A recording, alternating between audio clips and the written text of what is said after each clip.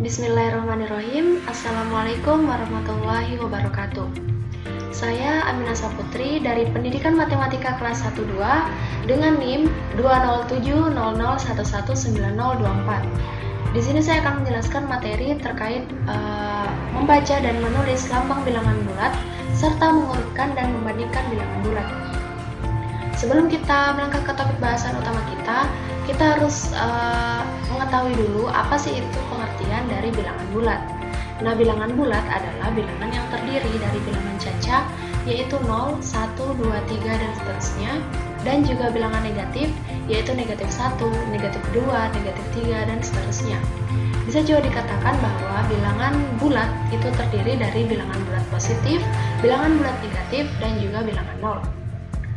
Bilangan bulat memiliki lambang yaitu huruf Z yang berasal dari bahasa Jerman yaitu Zahlen yang artinya yaitu bilangan. Nah, kita melangkah ke topik bahasan pertama kita yaitu membaca dan menulis lambang bilangan bulat. Membaca lambang bilangan bulat. Bilangan bulat dibaca dengan memperhatikan tandanya. Tanda yang dimaksud di sini adalah tanda positif atau tanda negatif. Perhatikan contoh berikut. Yang pertama, negatif 12, dibaca negatif 12, minus 12, atau min 12. Selanjutnya, negatif 153, dibaca negatif 153, atau minus 153, atau min 153. Selanjutnya, 3, dibaca positif 3, atau bisa langsung kita baca 3. Kemudian 25, dibaca positif 25, atau 25. Selanjutnya, menulis lambang bilangan bulat. Perhatikan contoh penulisan lambang bilangan bulat berikut. Yang pertama, negatif 4. Ditulis dengan menambahkan tanda negatif di depan angka 4. Selanjutnya, min 11. Ditulis dengan menambahkan tanda minus di depan angka 11. Nah, selanjutnya, minus 20 ditulis dengan menambahkan tanda negatif juga di depan angka 20. Nah, positif 51 ditulis langsung 51, atau bisa juga jika ingin menambahkan tanda positif di depannya, tapi intinya jika tidak ada tanda positif atau negatifnya pasti itu adalah bilangan bulat positif. Nah, selanjutnya 102 ditulis 102. Lawan suatu bilangan. Perhatikan contoh lawan bilangan bulat berikut. Yang pertama, negatif 2 adalah lawan dari 2, begitupun juga sebaliknya, 2 adalah lawan dari negatif 2. Negatif 3 lawan dari 3, sebaliknya juga, 3 adalah lawan dari negatif 3. Negatif 3 lebih kecil dari 2, kemudian 1 lebih besar dari negatif 1, negatif 7 lebih besar dari negatif 10, 6 lebih kecil dari 10. Nah, materi selanjutnya yaitu mengurutkan dan membandingkan bilangan bulat. Nah, di sini ada yang namanya garis bilangan. Garis bilangan ini yang arah ke kanan itu dinamakan bilangan bulat positif. Sementara yang arah ke kiri itu adalah bilangan bulat negatif. Dan yang di tengah-tengah antara bilangan bulat negatif dan juga bilangan bulat positif adalah bilangan 0. Pada garis bilangan, nilai bilangan bulat jika semakin ke kanan, maka nilainya akan semakin besar. Sebaliknya, jika bilangan bulat itu semakin ke arah kiri, maka nilainya akan semakin kecil. Ini berarti bahwa 0 itu lebih besar dari negatif 1, begitupun juga negatif 1 lebih besar daripada negatif 2. Nah, cara untuk mengurutkan dan membandingkan bilangan bulat. Yang pertama, jika yang dibandingkan sama-sama bilangan bulat positif, maka langsung dapat dibandingkan mana yang lebih besar dan mana yang lebih kecil. Contohnya, 13, 6, 10, 0, 7, 2, 5, dan 4. Jika kita urutkan dari yang terbesar ke yang terkecil, maka urutannya adalah 13, 10, 7, 6, 5, 4, 2, dan 0. Dan selanjutnya, jika yang dibandingkan berlawanan tanda, maka bilangan yang bertanda positif lebih besar dari bilangan yang bertanda negatif. Contoh, negatif 10, negatif 2, negatif 6, 0, 2, negatif 1, dan 5. Jika diurutkan dari yang terbesar ke yang terkecil, maka urutannya adalah 5, 2, 0, negatif 1, negatif 2, negatif 6, negatif 10. Ini yang dimaksud bahwa bilangan yang bertanda positif itu lebih besar daripada bilangan yang bertanda negatif. Nah, kesimpulannya adalah yang pertama, mengurutkan bilangan bulat dari yang terbesar, maka kita harus melihat bilangan bulat positif yang terbesar. Jadi misalnya 10 dan 7. Antara 10 dan 7 itu yang terbesar adalah 10. Otomatis 10 itu otomatis lebih besar daripada 7. Nah, selanjutnya jika kita mengurutkan bilangan bulat dari yang terkecil, maka kita harus mendahulukan dari bilangan bulat negatif yang angkanya terbesar. Bilangan bulat negatif yang angkanya terbesar maksudnya di sini misalnya kita ambil angka negatif 3 dan juga negatif 2. Antara negatif 3 dan negatif 2 itu yang angkanya terbesar adalah negatif 3. Jadi negatif 3 itu adalah bilangan bulat negatif yang terkecil, yang nilainya kecil daripada negatif 2. Nah, selanjutnya, jika menggunakan garis bilangan, maka ada dua ketentuan. Yang pertama, urutan terbesar dilihat dari garis bilangan yang paling kanan, sementara urutan yang terkecil kita harus mendahulukan dari garis bilangan yang paling kiri. Sesuai dengan ketentuan dari garis bilangan bahwa yang ke arah kanan itu nilainya akan semakin besar, dan jika bilangan bulat yang arahnya ke kiri maka nilainya itu akan semakin kecil. Nah, itulah tadi pembahasan tentang materi dari membaca dan juga menulis bilangan bulat serta mengurutkan dan membandingkan bilangan bulat. Kurang dan lebihnya mohon dimaafkan. Sekian dari saya. Wassalamualaikum warahmatullahi wabarakatuh. Assalamualaikum warahmatullahi wabarakatuh. Saya atas nama Islamati tim 2020 kelas Baik, di sini saya akan membahas mengenai operasi bilangan bulat. Langsung saja, ada beberapa operasi bulat.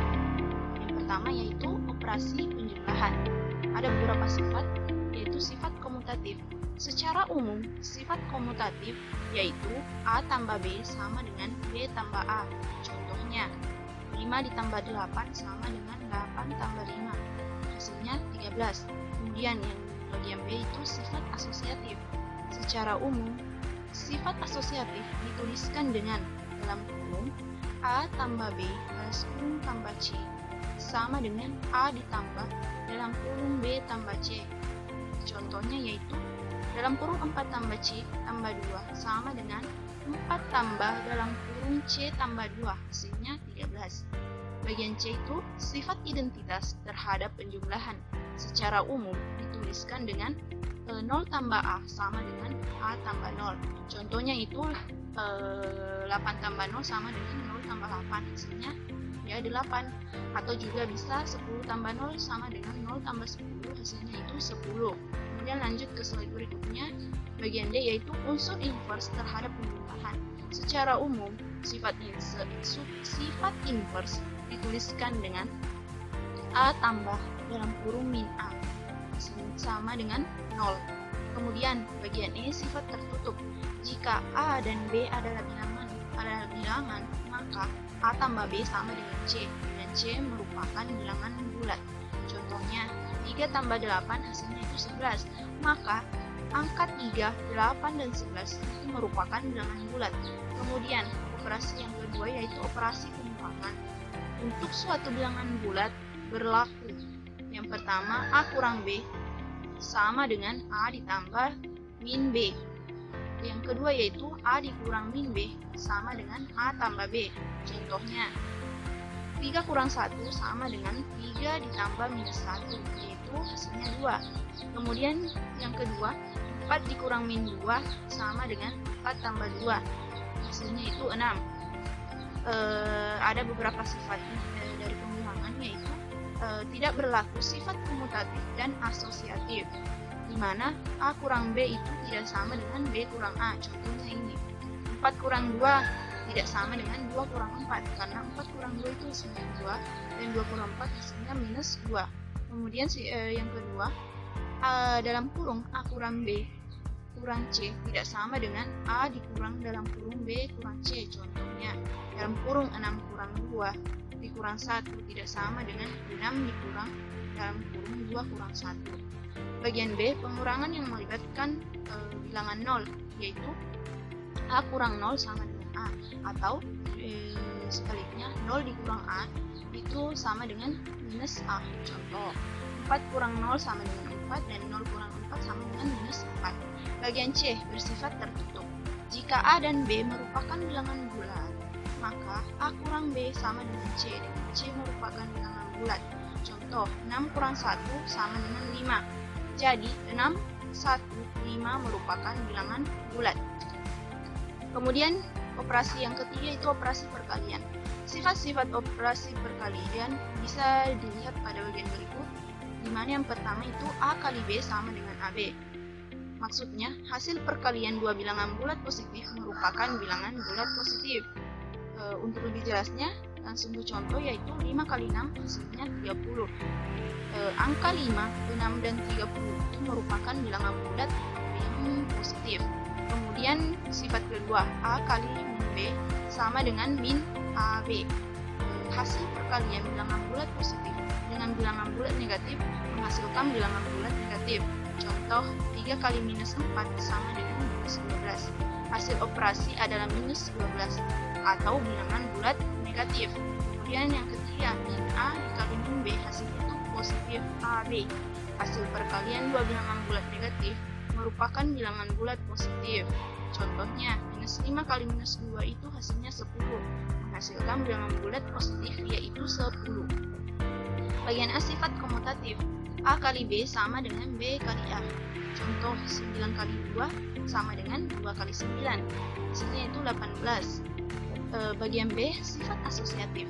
Dalam kurung A kali B, A kali C sama dengan A dikali dalam kurung B kali C. Bisa dilihat contohnya di sini. Kemudian sifat distributif. A kali dalam kurung B tambah C sama dengan AB tambah C. Contoh, 3 kali dalam kurung 4 tambah 2 sama dengan 3 kali 4 tambah 3 kali 2. Hasilnya itu 12 tambah 6 sama dengan 18. D. Unsur identitas. Unsur identitas terhadap perkalian adalah 1. Perkalian suatu bilangan dengan bilangan 1 akan menghasilkan bilangan itu sendiri, yaitu A kali 1 hasilnya A. Contoh, 21 kali 1 hasilnya 21.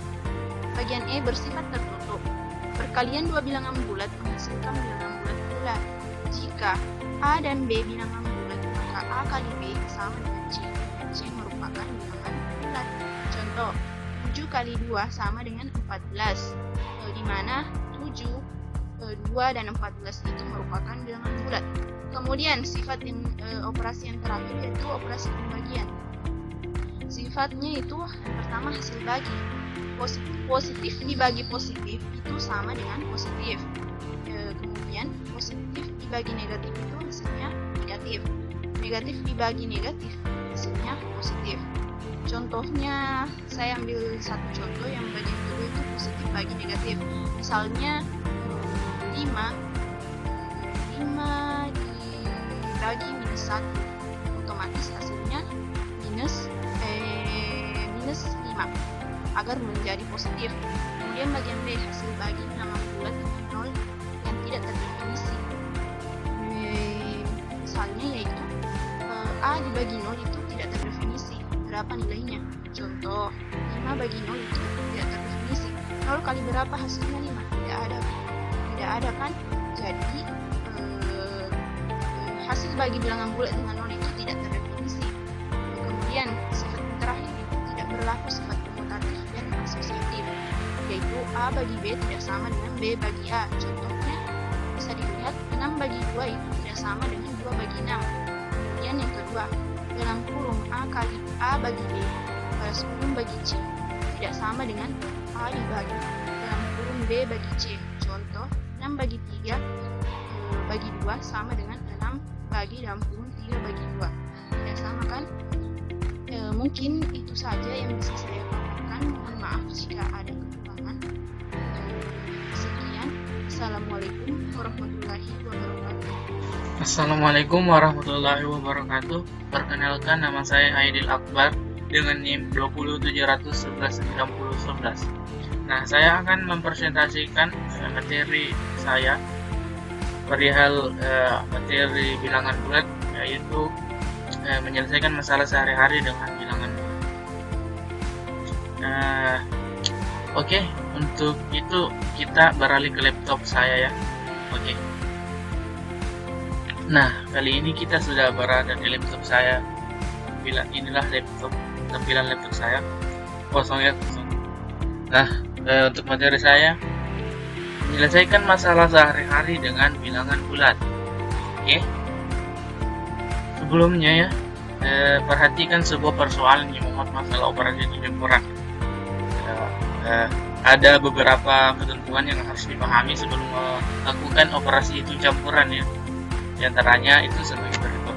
Yang pertama, apabila dalam operasi hitung campuran bilangan bulat terdapat tanda kurung ya, maka pengerjaan yang berada dalam tanda kurung harus dikerjakan terlebih dahulu. Jadi, kalau misal ada suatu persamaan yang di dalamnya itu semua ada penjumlahan dan pengurangan dan terdapat ada tanda kurung, maka yang diselesaikan terlebih dahulu itu adalah tanda kurungnya dulu, kemudian yang lain. Nah, yang kedua, yang kedua itu apabila tidak terdapat tanda kurungnya pada operasi campuran bilangan bulat, pengerjaannya itu berdasarkan sifat-sifat operasi ini. Yang pertama itu operasi perkalian dan pembagian itu lebih kuat dibandingkan dengan operasi penjumlahan atau pengurangan. Maka yang lebih kita dahulukan itu terlebih dahulu adalah perkaliannya atau pembagian. Kemudian yang kedua, operasi penjumlahan dan pengurangan sama kuat. Sama kuat jadi artinya bisa sembarang saja kita dahulukan. Yang jelas kalau karena penjumlahan dan pengurangan ini sama kuat, jadi sembarang saya yang mana kita dahulukan terlebih dahulu. Yang ketiga, operasi perkalian dan pembagian itu sama kuat juga. Artinya operasi yang terletak di sebelah kiri dikerjakan terlebih dahulu. Sama saja sih, sembarang saja yang mana didahulukan, karena operasi perkalian itu dan pembagian itu sama kuat. Oke, kita beralih ke contoh soal. Contoh soal yang pertama. Wah, ada pesawat. Nah, contoh soal pertama itu, sebuah pesawat tempur berada pada ketinggian 650 kaki di atas permukaan tanah ya. Pada saat cuaca mendung, pilot segera menurunkan pesawat tempur pada ketinggian 2 kaki setiap menitnya itu ya. Selama 3 menit cuaca membaik. Nah, kemudian pesawat kembali naik pada ketinggian 8 kaki. Hitunglah ketinggian pesawat saat ini. Nah, sebelum kita menjawab soal seperti ini, kita lebih menganalisis terlebih dahulu ya. Ada caranya. Yang pertama, cermati inti cerita ya. Kita cermati dulu apa inti ceritanya. Kayak soal ini itu pesawatnya naik 650 kaki, kemudian karena cuacanya mendung, pilotnya turun pada setiap menitnya itu 2 kaki turun, kemudian selama 3 menit itu cuaca membaik dan dia naik, pesawatnya naik lagi setinggi 8 kaki. Kemudian kedua, tentukan letak atau posisi bilangan pada cerita masalah. Misal kan ketinggian pesawat pertama itu 650. Nah, kemudian turun selama turun 2 kaki setiap menitnya, berarti kita kurangi 650 ini dikurangi dengan dua kaki setiap menitnya, turun di ketinggian 2 kaki setiap menitnya, itu dikurangi tingginya ya. Kemudian ditambah lagi pada saat pesawatnya naik 8 kaki. Kita kurang dulu karena pesawatnya turun, karena pesawatnya naik lagi maka kita tambah lagi.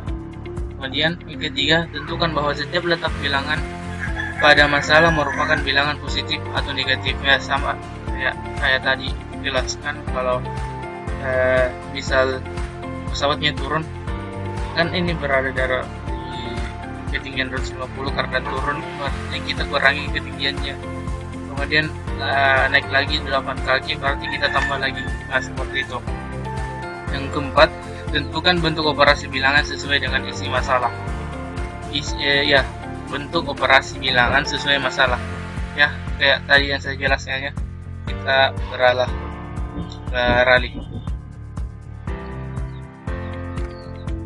Perhatikan contoh penyelesaian berikut. Nah, yang kita ketahui tadi kan pesawatnya ada di 650 kaki. Nah, kemudian pesawat turun 2 kaki dikali 3 menit, karena setiap 3 menit turun 2 kaki. Kemudian itu sama dengan 6 kaki. Kemudian naik kembali setinggi 8 kaki. Yang ditanyakan ketinggian pesawat saat ini. Oke, kita jawab. Ketinggian 150 kaki, kemudian turun 2 kaki setiap menitnya. Karena turun berarti kita kurangi, kemudian naik kembali 8 kaki.